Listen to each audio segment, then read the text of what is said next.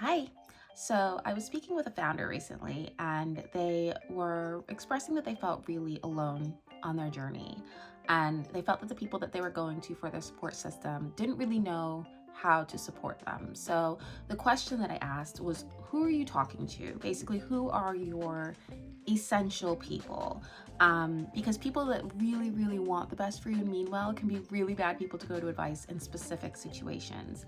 And they blinked at me and did not know what I was talking about.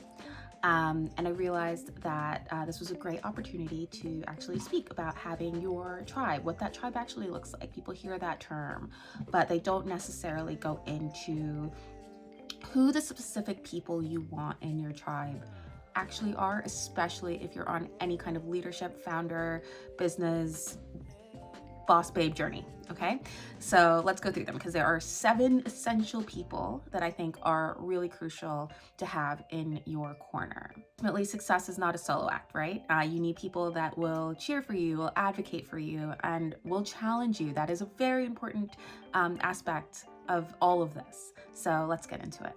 So first, you want to have the advocates. These are people who are really, really going to be championing you and making sure that your potential is something that you can spot. So this is something like someone like a mentor, a sponsor, someone who can really, as it says on the tin, advocate for you.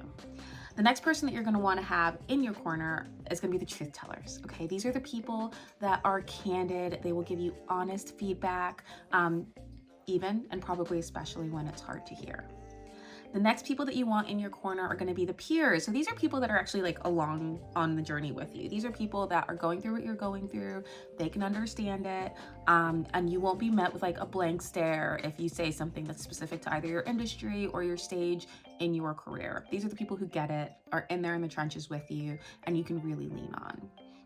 The next person you're going to want to have are your role models. These might not be people that you're in direct contact with. These might not be people that you have full access to, but these are people that are kind of pointing the way into the direction that you want to go. These are people who have done it before. They've walked this path.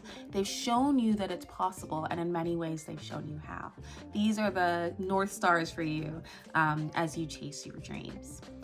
So next up, we have the proteges. I know that it's really popular and necessary to have a mentor, someone that you kind of look up to, those role models. I'm a firm believer that you actually have to have people that are coming along the journey behind you, people that maybe you can mentor, maybe you can advocate for. And one of the biggest reasons for this is, one, community matters, right? So giving back matters, but it's also really important to remember where you've been. And I think that especially on solo founder journeys and business journeys, you can forget that what you have now is what you wished for 1 year ago, 2 years ago, 3 years ago. And having people that are at different stages of their career and are coming up behind you and maybe looking at you as a role model is honestly a great reminder of that. It's a great reminder to, one, be grateful, obviously, but two, support the industry, support the field that you're actually building by having those proteges, having those people that can actually lean on you. Next, you want to have the partners, right? So these are your close allies. These can be a romantic partner, a business partner, friends can be your partners. They might not necessarily be in your industry, but they are your partners in the struggle and the success and all of it. They are seeing you, and they are there in kind of like your innermost circle. And then lastly, you want to have the connectors.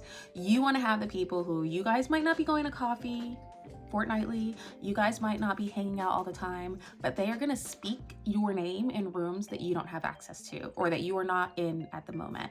These are the people that you can go to and say, hey, I'm really looking for this. Can you connect me with this person? And they'll do it in a heartbeat. Hopefully you were that person for other people, but you really do want to have the connectors in your life, not to use them for their connections, but so that you can leverage your network effectively. We think a lot about widening our network, but deepening our network is also really important as well. So that's why I say you should reconnect as well for people and make sure that you are giving back to that kind of support system.